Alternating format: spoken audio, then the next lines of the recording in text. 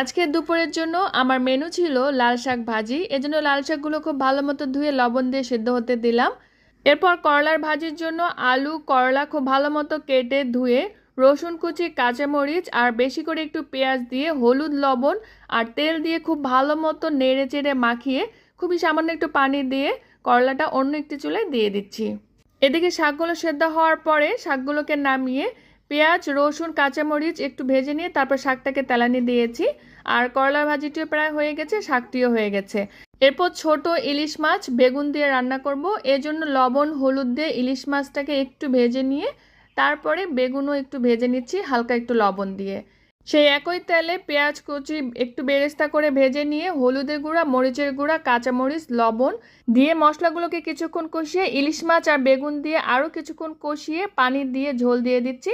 বেগুনটা সেদ্ধ হয়ে আসলে পছন্দ মতো ঝোল রেখে নামিয়ে পরিবেশন করতে হবে।